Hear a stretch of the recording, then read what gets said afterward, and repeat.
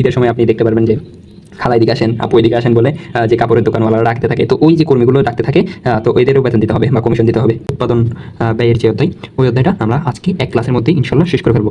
এখন এই যে 1000 ইউনিট, আপনি কিন্তু একটার জন্য এটা এই কারখানা ভাড়াটা কি করতে পারবেন না, শুধু একটার জন্যই ধরে নিতে পারবেন না। এখন একটার জন্য যদি ধরেন, তাহলে আপনার একটা প্রোডাক্টের দাম আসবে কি 1 লাখ 2 লাখ টাকা, তো এটা তো পসিবল না। একটা শাড়ির দাম যদি 1 লাখ টাকা আসে, তো এটা তো বাংলাদেশে কেউ কিনবে না।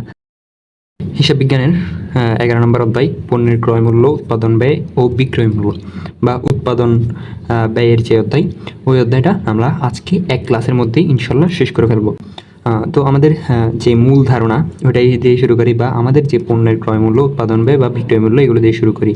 তো ব্যয় কি? ব্যয় হলো আপনি যখন কোনো সম্পদ অর্জনের জন্য কোনো মূল্য ত্যাগ করবেন। মনে করেন সম্পদ কি? সম্পদ হলো যার মাধ্যমে আপনি ভবিষ্যতে সুবিধা পাবেন। এখন ভবিষ্যতে সুবিধা পাবেন কিসের দিয়ে? মনে করেন আপনি 2 মাসের জন্য আপনার কি দিলেন, বেতন দিলেন একজন কর্মচারীকে। তাকে এই যে 2 মাসের জন্য বেতন দিলেন, সে কিন্তু আপনাকে কি করবে? 2 মাস ধরে সুবিধা দিবে। এখন এই যে 2 মাস ধরে সুবিধা পাচ্ছেন, এটার বিনিময়ে আপনি কি করলেন? 2 মাসের জন্য যে তাকে টাকা দিলেন, ওটাই হলো ব্যয়। মানে ব্যয় মানে কি? মনে করেন যে, আরেকটা এক্সাম্পল দিই, মনে করেন আপনি একটা দোকান ভাড়া নিলেন। এখন এই দোকানের আপনি 1 মাস ইউজ করার পর তাকে 5,000 টাকা ভাড়া দিলেন। এই যে মূল্যটা আপনি একটা সুবিধার জন্য ত্যাগ করছেন, বা এই যে একটা সম্পদ আপনি ইউজ করছেন 1 মাস ধরে, এই 1 মাসের যে অর্জন বা 1 মাসের যে ইউজ, এটার জন্য আপনি যেই মূল্যটা ত্যাগ করলেন, এই 5,000 টাকা, এটাই হলো ব্যয়। উৎপাদন ব্যয় কি?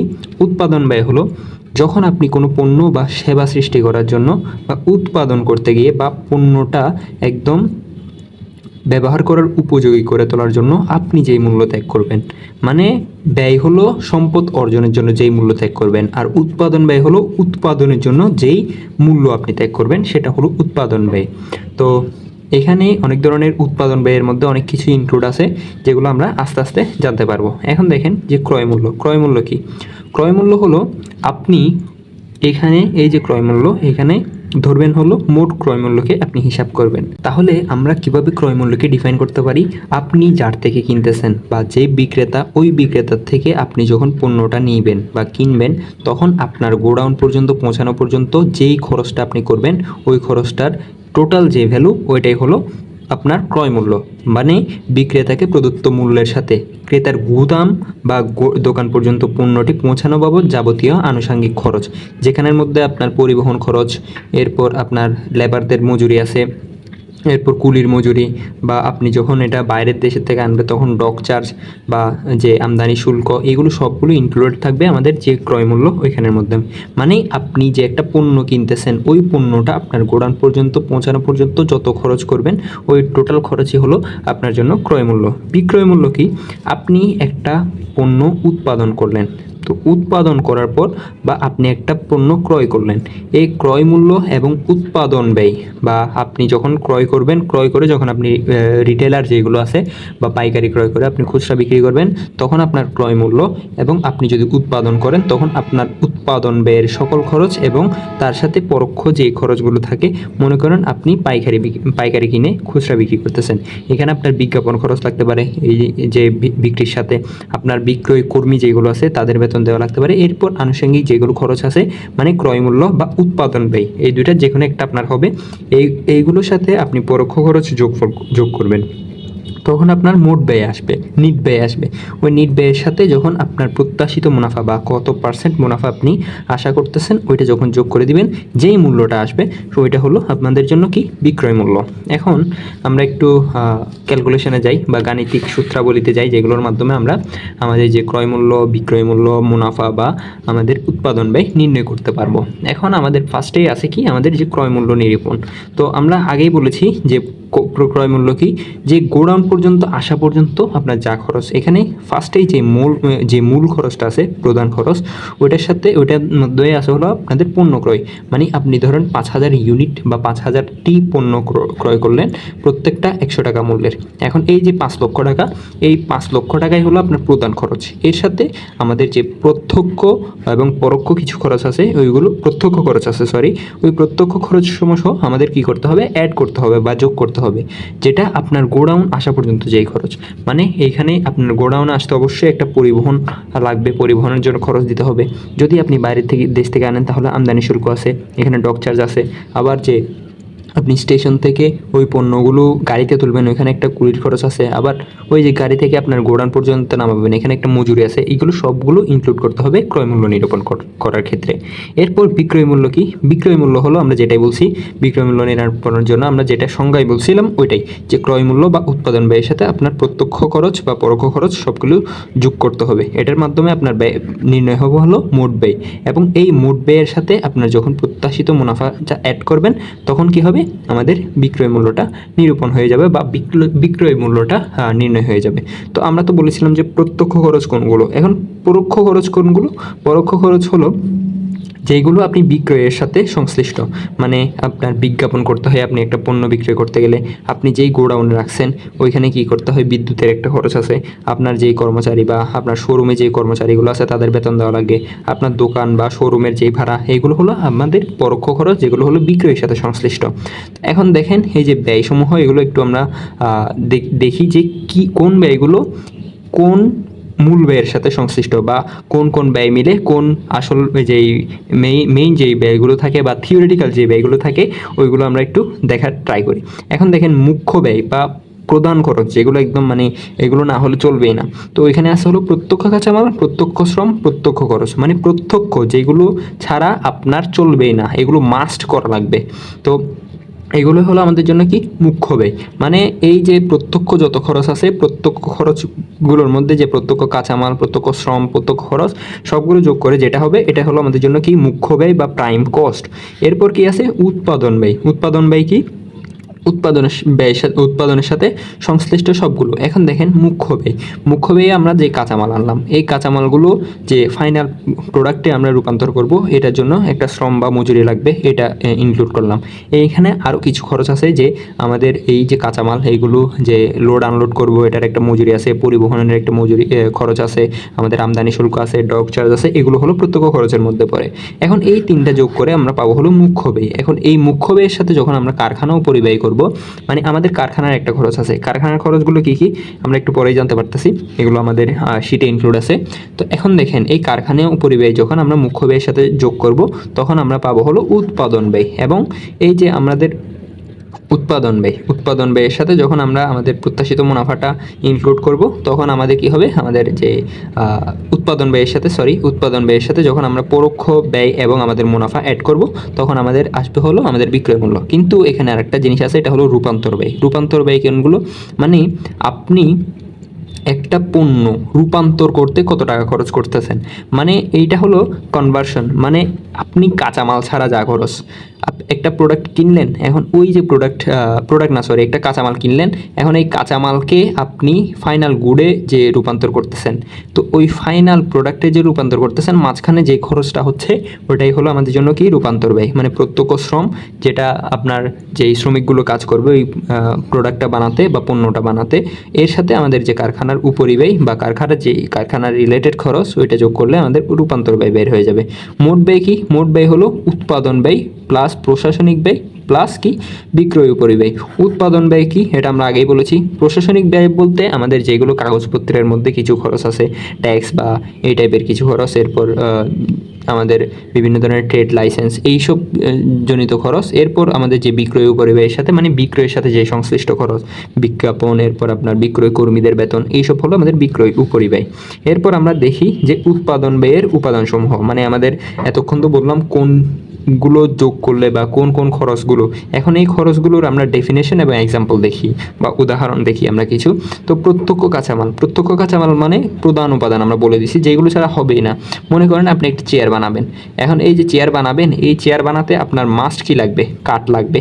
এই কাঠটা হলো প্রধান উপাদান।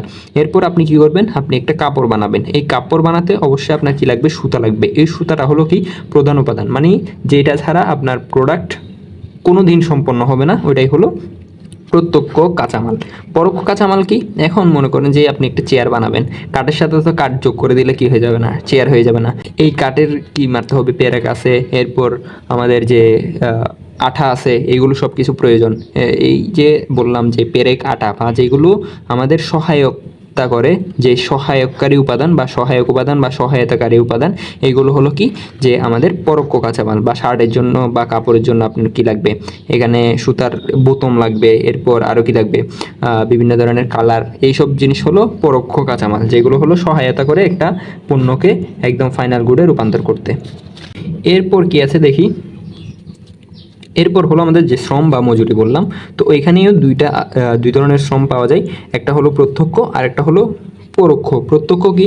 প্রত্যক্ষ হলো যেগুলো সরাসরি জড়িত উৎপাদনের সাথে, মানে আপনার যেই মজুরগুলো বা যে লেবারগুলো আপনার একদম যে পণ্য উৎপাদন করতেছেন কারখানায় যারা কাজ করবে, বা আসবাবপত্র বা একটা চেয়ার যে বানাচ্ছেন, এই চেয়ার বানাতে যে সরাসরি এই চেয়ারটা বানাবে সে হলো কি প্রত্যক্ষ মজুরি, বা যেই কাপড়টা সেলাই করবে ওইটাই হলো কি প্রত্যক্ষ মজুরি।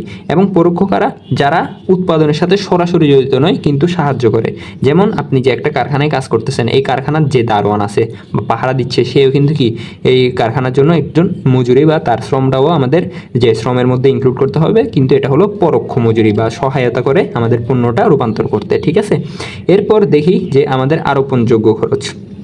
তো আরোপণযোগ্য খরচের মধ্যেও দুই ধরনের খরচ আছে। দুই ধরনের খরচগুলোর মধ্যে কি, মানে এই যে আরোপণযোগ্য খরচ, এখানে আমাদের যেগুলো হলো বাইরের কিছু খরচ, মানে আমাদের উৎপাদনের সাথে সংশ্লিষ্ট না। তো এখানের মধ্যে কি আছে, আমাদের যে দালান নির্মাণের বিশেষ জাতীয় কিছু খরচ, মানে এগুলো হলো আমাদের যে কাঁচামাল বা আমাদের যে প্রোডাক্ট উৎপাদন করতেছি উৎপাদন ব্যতীত যেগুলো খরচ। তো এইগুলোর মাধ্যমে কি আছে, আমাদের যে দালান নির্মাণের খরচ আছে, কিছু মিক্সার ভাড়া, এরপর জুতা তৈরির বিশেষ ফর্মা বা ছাঁচ এটা, এরপর স্থাপত্য নকশা বা আমাদের যে কারখানা তৈরি করতেছে ইঞ্জিনিয়ারের বেতন, মানে এগুলো হলো উৎপাদনের সাথে সরাসরি কি নয়, সংশ্লিষ্ট নয়।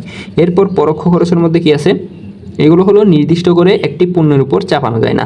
তো এইখানের মধ্যে তিন প্রকারের কিছু খরচ আছে। মানে এখানে হলো ধরেন আপনি একটা কারখানা বানালেন, এখন এই যে কারখানা বানাবেন, এখানে তো আপনি মনে করেন শুধু 100টা প্রোডাক্ট বানানোর জন্য আপনি কী করলেন না, পুরো কারখানাটা বানালেন না।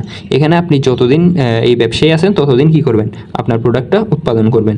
এখন এখানে লাখ লাখ প্রোডাক্ট কী হবে, উৎপাদন হবে। এই জন্য আপনি শুধু একটা পণ্যের জন্যই এখানে কি এই খরচটা চাপাতে পারবেন না, বা এটা ফিক্সড কস্ট হিসেবে ফিক্সড কস্ট হিসেবে কী করে কাজ করে। এখন দেখেন এই যে কারখানা উপরিব্যয়, এখানে তিনটা যেগুলো আছে, তো এখানে দেখেন কারখানা ভাড়া। এখন আপনি কয়টা যেই বানালেন, আপনার প্রোডাক্ট ইউজ করলেন, আপনি মনে করেন এক মাসে 1000 ইউনিট প্রডিউস করলেন। এখন এই যে 1000 ইউনিট, আপনি কিন্তু একটার জন্য এই কারখানা ভাড়াটা কী করতে পারবেন না, শুধু একটার জন্যই ধরে নিতে পারবেন না। এখন একটার জন্যই যদি ধরেন, তাহলে আপনার একটা প্রোডাক্টের দাম আসবে কি 1 লাখ 2 লাখ টাকা, তো এটা তো পসিবল না। একটা শার্টের দাম যদি 1 লাখ টাকা আসে, তো এটা তো বাংলাদেশে কেউ কিনবে না, এটার অবশ্যই গুণগত মান ওই রকম হতে হবে। এরপর কি কারখানার বীমা যেগুলো আছে, বিদ্যুৎ খরচ, জ্বালানি খরচ, মানে কারখানা সংশ্লিষ্ট যেই খরচগুলো। এরপর কি প্রশাসনিক বা অফিসের সাথে সংশ্লিষ্ট যেইগুলো কাজ, অফিসের কর্মচারীদের বেতন, অফিস ভাড়া, ডাক ও তার বা আমাদের যোগাযোগ যেই খরচ। এরপর কি আমাদের যে বিক্রয় উপরিব্যয়, বিজ্ঞাপন খরচ, শোরুম ভাড়া, বিক্রয় কমিশন, বিলি পরিবহন, মানে যেগুলো ছাড়া আপনি বিক্রয় করতে পারবেন না বা বিক্রয়ে সহায়তা করে এমন কিছু খরচ। তো এই সবগুলো খরচ করা হলো আপনার কিসের জন্য, মানে সকল যে পণ্যগুলো আছে ওই পণ্যগুলোর জন্য। এবং আপনার এই খরচের পরও, মানে এই যে আপনার 1000 ইউনিট আপনি পণ্য বানালেন, এই 1000 ইউনিটের পরেও যতগুলো পণ্য বানাবেন এইগুলোর সাথেও এই যে খরচের সুবিধা আপনি ব্যবহার করতে পারবেন। তো এগুলো কেমনে, এগুলো হলো ধরেন আপনি একটা বিজ্ঞাপন চালালেন, এখন এই বিজ্ঞাপন চালানো হলো 2 মাসের জন্য, কিন্তু যেই কাস্টমারগুলো আপনার থেকে একবার নিছে সেটা আবার নিবে, তো আবার যে নিচ্ছে এগুলো কিন্তু 1000 ইউনিটের বাইরে, তখন কি আপনি আরও সুবিধা পাচ্ছেন।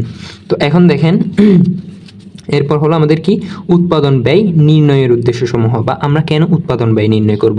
তো উৎপাদন ব্যয় নির্ণয়ের জন্য আমাদের কারণগুলোর মধ্যে প্রথমে আছে আমাদের লাভ লোকসান নির্ণয়। আপনি অবশ্যই যদি ব্যয় ছাড়া আপনি কি করতে পারবেন না, আপনার লাভ লোকসান নির্ণয় করতে পারবেন না।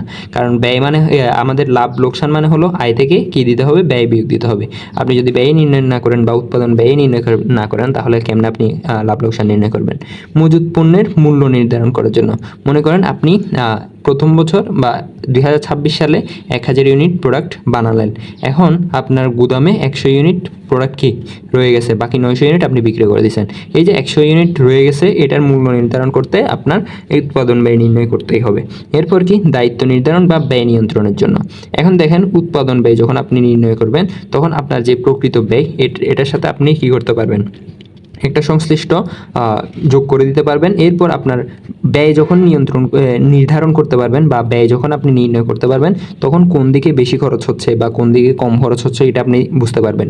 যেই দিকে বেশি খরচ হচ্ছে ওই দিকে আপনি বুঝতে পারবেন যে আসলে কোন দিকে আপনি একটু যদি আরেকটু এফিশিয়েন্টলি আপনার যেই রিসোর্সগুলো আছে বা কর্মচারী বা আপনার কারখানা এগুলো যদি আরেকটু ভালোভাবে ইউজ করেন, তাহলে আপনার কি করা যাবে, আপনার খরচ কমানো যাবে। বা আপনার যদি কারখানার মনে করেন একটা মেশিন আছে, ওই মেশিনটা কীভাবে ইউজ করলে আপনি সর্বোচ্চ উৎপাদনটা করতে পারবেন, এগুলো জানতে পারবেন কিসের দ্বারা, আপনার উৎপাদন ব্যয় নির্ণয়ের দ্বারা। এরপর কি বিক্রয় মূল্য নির্ধারণ, তো ব্যয় ছাড়া বিক্রয় মূল্য নির্ধারণ করতে পারবেন না। এরপর কি বাজেট প্রণয়ন। বাজেট কি, মনে করেন আপনি এক বছর 1000 ইউনিট প্রোডাক্ট বানালেন। এখন এই প্রোডাক্ট বানাতে একদম আপনার সব কিছু মিলাই 1 লক্ষ টাকা খরচ হলো। এই যে 1 লক্ষ টাকা, পরের বছর আপনি ধরেন 1500 ইউনিট বানাবেন বা 1500 ইউনিট বানাবেন, তখন আপনি বুঝতে পারবেন যে আপনার কত টাকা লাগবে। বা প্রত্যেকটার জন্য আপনি 100 টাকা খরচ করছেন, এখন এই যে 1500 ইউনিটের জন্য আপনি 1.5 লক্ষ টাকা বাজেট করতে পারবেন। এই জন্য যে উৎপাদন ব্যয় ওইটা নির্ণয় করা প্রয়োজন। এরপর কি প্রকল্প মূল্যায়ন, বা আপনার প্রকল্পের যে মূল্য, আপনার প্রকল্প লাভজনক হবে কিনা এটা জানতে পারবেন আপনার কিসের মাধ্যমে, উৎপাদন ব্যয় নির্ণয়ের মাধ্যমে। এরপর আমরা একটা এক্সাম্পল দেখি। এটা হলো আমাদের ক্রয় মূল্য, মোট ব্যয় এবং বিক্রয় মূল্য নির্ণয়ের জন্য।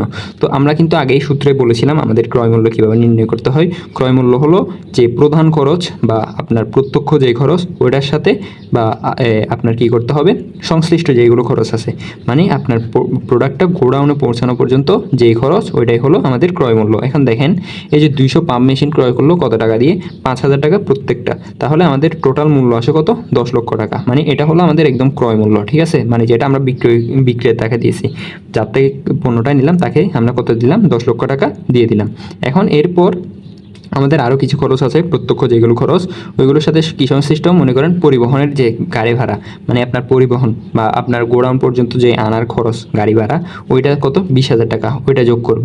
এরপর পরিবহন বিমা, মানে আপনার যদি আসে, মানে এই গাড়িটা আপনার প্রোডাক্টগুলো আপনি যার থেকে বিক্রেতার থেকে কিনলেন, তার থেকে আপনার গোডাউন পর্যন্ত আসা পর্যন্ত যদি কোনো ধরনের দুর্ঘটনা হয়, এতে আপনার কি হতে পারে, অনেক বড় পরিমাণে লস হতে পারে, 10 লক্ষ টাকাও চলে যেতে পারে। এই জন্য আপনি পরিবহন বিমার মাধ্যমে 2000 টাকার একটা বিমা করলেন, এটাও কিন্তু আপনার যেই ক্রয়ের সাথে সংশ্লিষ্ট। এরপর কি, এরপর হলো শুল্ক বা ট্যাক্স, এটাও আমাদের যে ক্রয়ের সাথে সংশ্লিষ্ট, বা ট্যাক্স দিতে হবে একটা, সরকারকে তো অবশ্যই ট্যাক্স দিতে হবে। এরপর কি আপনার ডক চার্জ মানে যে বন্দরের যে খরচ, এটাও আপনার ইনক্লুড করতে হবে আপনার ক্রয় মূল্যের সাথে। এখন এগুলো সবগুলো আপনি যোগ করলে যা পাবেন তা হলো আপনার জন্য ক্রয় মূল্য বা মোট ক্রয় মূল্য। এরপর কি মোট ব্যয়। এখন ক্রয় মূল্যের সাথে আমরা যখন আমাদের বাকি প্রত্যক্ষ পরোক্ষ যা খরচ আছে, বা এটা তো আমরা পণ্য ক্রয় করলাম, তখন এই ক্রয় মূল্যের সাথে যখন আপনি পরোক্ষ খরচগুলো যোগ করবেন, যেমন বা বিক্রয় উপরিব্যয় বা আদার যেগুলো পরোক্ষ খরচ, ওইগুলো যখন যোগ করবেন তখন আপনার মোট ব্যয়টা আসবে। তো এখানে আদার খরচগুলো কি আছে, গুদাম ভাড়া আছে, এরপর আপনার দোকান ভাড়া আছে, কর্মচারীদের বেতন, বিদ্যুৎ খরচ, মনে করেন এখানে আসলো হলো 10 লক্ষ টাকা। এই 10 লক্ষ টাকার সাথে আপনি যোগ করলেন কত, এই যে যেই এক্সট্রা খরচ, এখানে মনে করেন আসলো 1 লক্ষ টাকা, এই 1 লক্ষ টাকাটা আপনি যোগ করলেন, মোট আসলো 11 লক্ষ টাকা। এখন আপনি এরপর নির্ণয় করতে বলছে হলো বিক্রয় মূল্য। এই যে আপনার এটা মোট ব্যয়, এই মোট ব্যয়ের সাথে আপনি যখন আপনার প্রত্যাশিত মুনাফা বা আপনি মুনাফা কতটুকু আশা করতেছেন, এই 25% এটা যখন যোগ করে দিবেন, তখন আপনার কি চলে আসবে, বিক্রয় মূল্যটা চলে আসবেন। তো এখন 11 লক্ষের 25% কত আছে, 11 লক্ষের 25% আছে হলো 2,75,000 টাকা। এটা যখন যোগ করে দিবেন, আপনার টোটাল যে 13,75,000 টাকা, এটা হলো আপনার বিক্রয় মূল্য। তো এটা চলে আসছে। এখন আপনি যদি চান যে আপনি কত, প্রত্যেকটা পাম্প মেশিনের কী করবেন, বিক্রয় মূল্য নির্ধারণ করবেন, তখন এই যে 200 পাম্প মেশিন, এই 13,750কে আপনি যখন 200 দিয়ে ভাগ দিবেন, তখন যা আসবে তাই হলো আপনার প্রত্যেকটা পাম্প মেশিনের বিক্রয় মূল্য। এখন দেখেন এই যে একক প্রতি বিশ্লেষণ যেটা বললাম। এরপর দেখি আমাদের উৎপাদন ব্যয় বিবরণী। এটা মূলত 3 ভাবে প্রস্তুত করা হয় বা 3 ধাপে প্রস্তুত করা হয়। প্রথমেই করা হয় হলো উৎপাদিত পণ্যের ব্যয়। উৎপাদিত পণ্যের ব্যয় মানে হলো আপনার একটা পণ্য, ওইটা উৎপাদন করতে কতটুকু খরচ হয়েছে, বা কাঁচামাল থেকে আপনি যে একটা পণ্যে রূপান্তর করতেছেন, বা আপনি সুতা, এই সুতা থেকে যে কী করতেছেন, একটা শার্ট বানাচ্ছেন বা একটা পাঞ্জাবি বানাচ্ছেন বা একটা ড্রেস বানাচ্ছেন, এটা বানাতে আপনার কতটুকু খরচ হচ্ছে সুতা সহ, ঠিক আছে। তো এখানে কি হয়, এখানে কাঁচামালের প্রারম্ভিক মজুত পণ্য মানে গত বছর যেই কাঁচামালগুলো থেকে গেছে ওইটা। এরপর কি করতে হয়, এই বছর কতটুকু ক্রয় করলেন এটা। এরপর আপনার যে প্রত্যক্ষ খরচগুলো আছে, প্রত্যক্ষ শ্রম আছে, প্রত্যক্ষ ভাড়া আছে, এগুলো সবগুলো যোগ করবেন।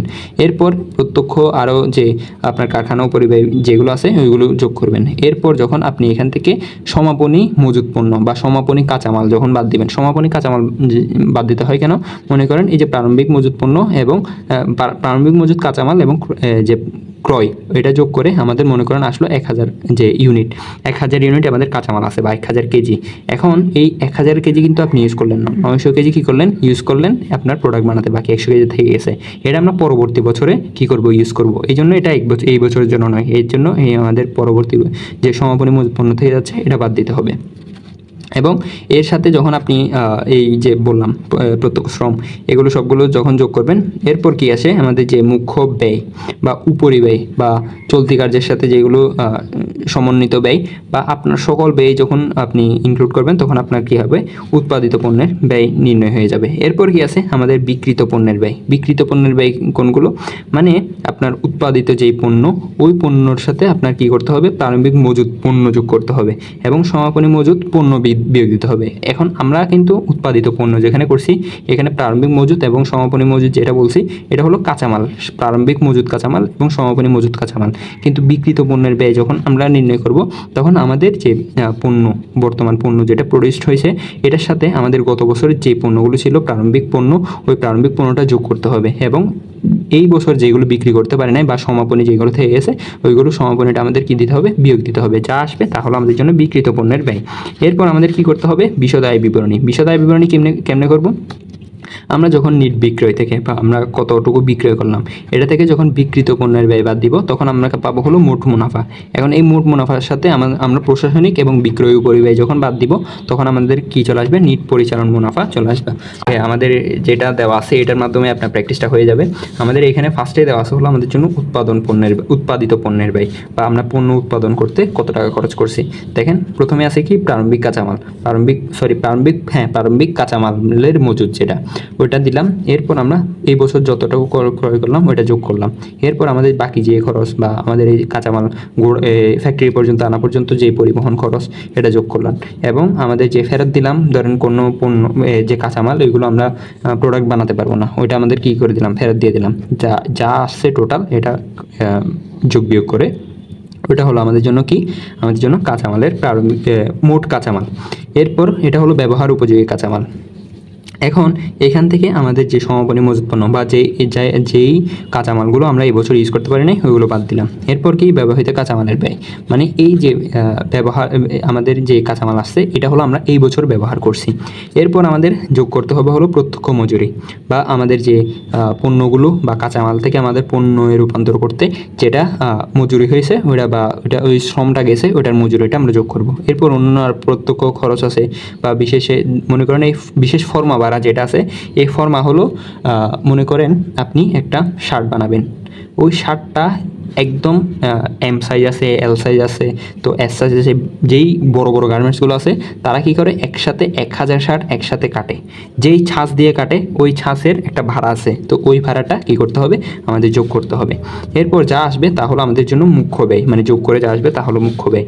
এবং মুখ্য ব্যয়ের সাথে কারখানা উপরিব্যয় যোগ করতে হবে, মানে কারখানার সাথে সংশ্লিষ্ট খরচ, ওইগুলো যে এই কারখানার সাথে সংশ্লিষ্ট যেগুলো খরচ, ওইগুলো কি যে কারখানার ভাড়া আছে, যে পরোক্ষ কাঁচামাল বা পরোক্ষ মজুরি আছে, কারখানার বাইরে যেগুলো মনে করেন কারখানার যেই দারোয়ান আছে তারও কিছু খরচ আছে। এরপর কারখানার বিদ্যুৎ জ্বালানি, একটা কারখানা তো আপনি অন্ধকারে চালাতে পারবেন না, পানি খরচ আছে, কলকবজা যন্ত্রপাতি যেগুলো কারখানার ভিতরেই আপনার প্রোডাক্ট বানাতে যেগুলো খরচ হয়।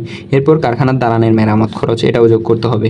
এরপর যোগ করে আপনার যে কারখানার উপরিব্যয়, এই কারখানার উপরিব্যয় যখন টোটাল যোগ করে দিবেন, তখন আপনার আসবে হলো মোট উৎপাদন ব্যয়। আপনার কি হয়ে গেল, উৎপাদন ব্যয় নির্ণয় হয়ে গেল। এখন উৎপাদন ব্যয় থেকে আমাদের কি বাদ দিতে হবে, সমাপনী মজুদ বাদ দিতে হবে এবং প্রারম্ভিক মজুদ যোগ করতে হবে। এরপর যোগ বিয়োগ করে যা আসবে তা হলো আমাদের জন্য উৎপাদিত পণ্যের ব্যয়। এরপর আমাদের যে ফর্মটা আছে এটা হলো আমাদের বিক্রিত পণ্যের ব্যয়। এখন এই বিক্রিত পণ্যের ব্যয়ের জাস্ট কিছু করার নেই, আমাদের এই যে উৎপাদিত পণ্যের ব্যয় আসছে এটার সাথে আমাদের যোগ করতে হবে হলো প্রারম্ভিক মজুদ বা আমাদের আগের বছরের যেই সমাপনী মজুদ, ওইটা বর্তমান বছরের জন্য প্রারম্ভিক মজুদ, ওইটা যখন যোগ করে দিবেন, এরপর যেটা আসবে ওটা হলো আমাদের বিক্রয়যোগ্য পণ্য, মানে এই দুইটার যে যোগফল, এই মনে করেন আমাদের প্রারম্ভিক মজুদ ছিল 100 ইউনিট, এরপর বর্তমানে আমরা যে উৎপাদন করছি 800 ইউনিট। এখন এই যে 900 ইউনিট এগুলো হলো আমরা এই বছর বিক্রয় করতে পারবো, কিন্তু আমরা মনে করেন 50 ইউনিট পণ্য বিক্রয় করতে পারি নাই, বা বছরের শেষে 50 ইউনিট থেকে গেছে। এটা যখন বাদ দিব, আমাদের এই যে 750 ইউনিট এটা হলো আমাদের বিক্রিত পণ্যের ব্যয়, মানে এই যে 750 ইউনিট প্রডিউস করতে যত টাকা খরচ হয়েছে এটা হলো বিক্রিত পণ্যের ব্যয়। এরপর দেখি বিশদ আয় বিবরণী, এটা হলো বিশদ আয় বিবরণী। তো বিশদ আয় বিবরণী কি, আমাদের যে নিট বিক্রয় ওটা নির্ণয় করতে হবে, বা বিক্রয় থেকে বিক্রয় ফেরত, বিক্রয় বাট্টা এগুলো বাদ দিতে হবে। এইগুলো বাদ দিয়ে আমাদের যা আসে ওটার সাথে আমাদের বিক্রিত পণ্যের ব্যয় বা টোটাল যত পণ্যের ব্যয় হয়েছে আমাদের 2 নম্বরে যেটা পড়ছিলাম ওই বিক্রিত পণ্যের ব্যয়টা বাদ দিতে হবে। ওটা বাদ দিলে আমাদের মোট মুনাফাটা চলে আসবে। মোট মুনাফার সাথে আমাদের কি বাদ দিতে হবে, মোট মুনাফার থেকে পরিচালন ব্যয়টা বাদ দিতে হবে। পরিচালন ব্যয় আবার 2 টাইপের, মানে আমরা যে অফিস বা প্রশাসনিক উপরিব্যয় এবং বিক্রয় উপরিব্যয় যেটা বললাম ওটা যদি বাদ দেন তাহলে আপনার নিট পরিচালন মুনাফা চলে আসবে। তো প্রশাসনিক ব্যয়ের সাথে যেটা আছে বা অফিসের সাথে সংশ্লিষ্ট যেগুলো আছে, অফিস কর্মচারীর বেতন, অফিস ভাড়া, অফিস খরচ, তো ডাক ও তার যেগুলো অফিসের মধ্যে খরচ হয়, এরপর অফিসের বিভিন্ন ম্যানেজার পরিচালক এগুলো আছে এদের বেতন দিতে হবে।